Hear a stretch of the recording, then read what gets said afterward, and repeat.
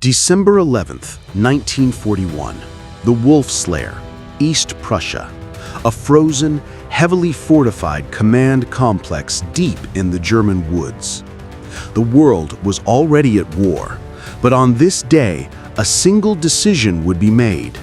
A decision so monumental, so strategically baffling, that historians would debate it for decades. It was a decision that would fundamentally alter the course of the entire conflict, sealing the fate of the Third Reich before the first American boot even touched European soil. This is the story of a calculated gamble that backfired catastrophically. This is the story of arrogance, of geopolitical miscalculation, and of a fatal obsession. This is the story of when Adolf Hitler declared war on the United States and how this four-day decision cost him everything. To understand the sheer scale of Hitler's error, we must first understand the world as it stood in that first week of December 1941. In the East, Operation Barbarossa, the invasion of the Soviet Union, was 6 months old. The initial blitzkrieg-driven advances had stalled, halted not just by stubborn Soviet resistance, but by the onset of the Russian winter, a winter for which the Wehrmacht was catastrophically unprepared. Temperatures plummeted to minus 30 degrees Celsius. German machinery froze solid. Men died of exposure by the thousands. The war was becoming a brutal, grinding affair of attrition. Yet, in the Führer's headquarters, a warped logic prevailed. Germany was already fighting a continent-wide war, but it was a war contained to Europe and North Africa. The Soviet Union was reeling. Great Britain stood alone but defiant. And across the Atlantic, the United States remained officially neutral, though President Franklin D. Roosevelt was pushing the boundaries of that neutrality to its absolute limit. The Lend-Lease Act was funneling a river of tanks, aircraft, and supplies to Britain and the Soviet Union. American warships were actively escorting convoys in the North Atlantic, clashing with German U-boats in an undeclared naval war. To Hitler and his inner circle, the United States was a neutral nation in name only. They saw it as a decadent, fractured society, a mongrel nation weakened by jazz music and Hollywood, incapable of projecting its industrial might across an ocean. But the key player in this global chessboard was the Empire of Japan. Germany, Italy, and Japan were signatories of the Tripartite Pact, a mutual defense agreement. Yet, crucially, the pact was filled with loopholes. It obligated signatories to aid each other only if one was attacked, not if one was the aggressor. This distinction would become the linchpin of everything. The clock started ticking on December 7th, 1941. At the Wolf Slayer, it was early afternoon. The news arrived in fragments, then in a torrent of stunned reports. The Imperial Japanese Navy had launched a devastating surprise attack on the United States Pacific Fleet at Pearl Harbor, Hawaii. The reaction among the German High Command was one of shock and, for many, profound dismay. Field Marshal Wilhelm Keitel, head of the Armed Forces High Command, reportedly exclaimed, "How could they be so foolish?" The German Naval Command, the Kriegsmarine, understood the implications immediately. Grand Admiral Erich Raeder had long warned that war with the US was to be avoided at all costs until the British threat was eliminated. Now, Japan had awakened the sleeping giant, as the Japanese Admiral Isoroku Yamamoto himself would allegedly call it. For the next 4 days, a furious debate raged behind the fortified walls of the Wolf Slayer. The logical, strategic course was clear: do nothing. The Tripartite Pact did not require Germany to declare war. Japan had been the aggressor. Germany could express diplomatic solidarity while watching its two greatest future rivals bleed each other dry in the Pacific. It was the perfect scenario, a war of distraction that would consume American resources and attention. But Adolf Hitler saw a different reality. On December 8th, he wrestled with the decision. His foreign minister, Joachim von Ribbentrop, initially argued against a declaration, fearing the immense industrial power of the United States. But Hitler's mind was already turning. He saw a unique, fleeting opportunity. He was convinced that the United States, now fully enraged at Japan, would inevitably enter the European war sooner or later. Roosevelt, he believed, would find a way. By declaring war first, Hitler could seize the initiative. He could unleash his U-boat arm, the fearsome gray wolves of the Atlantic, to strike against American shipping without restriction, hoping to strangle Britain's lifelines before the U.S. could properly mobilize. It was a chance to fight the war on his terms. Furthermore, he was driven by a twisted sense of racial solidarity with the Japanese, whom he viewed as honorary Aryans. To stand by while they fought alone would be a sign of weakness. He also held a deep, personal, and almost pathological hatred for Franklin Roosevelt, whom he viewed as the puppet master of a global Jewish conspiracy. This was not merely a military calculation. It was an emotional, ideological crusade. By December 10th, his mind was made up. The decision was sealed. The machinery of state was set in motion. Little did anyone in that room know that over those 4 days, from the 7th to the 11th of December, Adolf Hitler was signing the death warrant of the Third Reich. At 3 p.m. on December 11th, 1941, in a theatrical display before the Reichstag, Adolf Hitler announced Germany's declaration of war against the United States. He delivered a long, rambling speech filled with venom and blame, portraying Roosevelt as the sole instigator of a global conflict. The deputies roared their approval. In Berlin, the American chargé d'affaires, Leland B. Morris, was summoned to the Foreign Ministry. He was handed the formal note of declaration by a grim-faced Ribbentrop. The document was a litany of grievances, accusing the U.S. of repeated violations of neutrality and open acts of war. As Morris left the building, the crisis was now absolute. The European war had become a true world war. The immediate consequences were both strategic and psychological. In Washington, a sense of relief mixed with resolve. Roosevelt and his War Department were now freed from a paralyzing strategic dilemma. They no longer had to choose between a Europe first or a Pacific first strategy. Hitler had made the choice for them.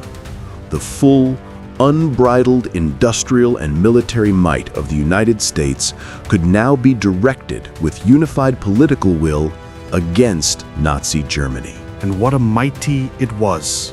In 1941, the American economy was already the largest in the world, but it was a sleeping titan. The declaration of war woke it up. The problem for Germany was no longer the few hundred tanks and planes of Lend-Lease. It was the tsunami of production that was about to begin. Factories from Detroit to Los Angeles shifted to a 24-hour war footing. The genius of American mass production was about to be unleashed on a scale the world had never seen. For the ordinary German soldier freezing in the snow outside Moscow, the news was a distant abstraction. But for the U-boat commanders in the Atlantic, the war changed overnight. Operation Drumbeat, or Paukenschlag, began immediately. A handful of long-range Type 9 U-boats were sent to patrol off the American East Coast. What they found was staggering. American cities, from New York to Miami, were still lit up at night. Merchant ships sailed alone with blackout procedures ignored, their silhouettes perfect against the glowing coastline. It was a happy time for the U-boats, a second shooting gallery. They sank ship after ship, often within sight of beachgoers. In the first 6 months of 1942, Over 400 ships were sunk in U.S. coastal waters. The crisis seemed to validate Hitler's gamble. The Kriegsmarine was winning. But this was the calm before the storm. This initial success was a tactical victory that masked a catastrophic strategic defeat. The United States Navy, though bloodied, learned fast. It implemented a convoy system, developed new anti-submarine technologies like sonar and the Hedgehog, and deployed long-range patrol aircraft that could cover the mid-Atlantic Black Gap, where U-boats had previously operated with impunity. The very success of Drumbeat ensured the rapid, brutal modernization of the Allied anti-submarine war machine. The tide was turning, and it was turning with American steel. The turning point was not a single battle, but a relentless, grinding process, the mobilization of the American arsenal of democracy. Hitler's declaration had unlocked this awesome power. It began with the raw numbers. In 1943 alone, American factories produced 86,000 tanks, 324,000 aircraft, 12 million rifles and carbines, and 64,000 landing craft. To put this in perspective, German industry, for all its reputation for quality and technological prowess, was utterly dwarfed. In that same year, Germany produced just 17,000 tanks and 26,000 aircraft. The sheer volume was incomprehensible. This was the sooner or later that Hitler had gambled on, but he had fatally misjudged the sooner. The American war machine did not take years to spin up. It took months. The first tangible evidence of this new reality began to appear in the skies over Europe. First, in small numbers, came the B-17 Flying Fortresses and B-24 Liberators of the U.S. 8th Air Force. They began a strategic bombing campaign against German industry by day, a complement to the British bombing by night. The Luftwaffe, stretched thin on the Eastern Front and in defense of the Reich, was bled white trying to stop them.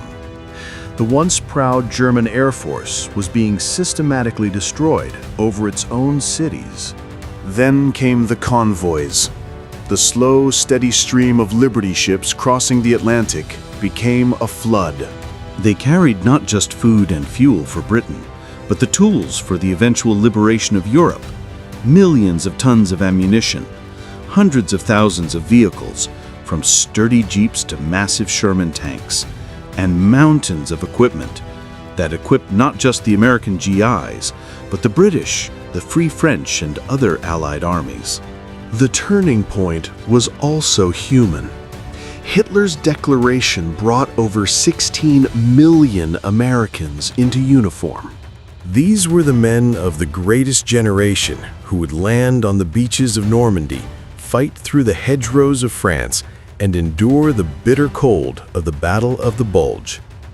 It was the arrival of these fresh, well-supplied, and determined troops that would break the back of the battle-hardened but exhausted Wehrmacht.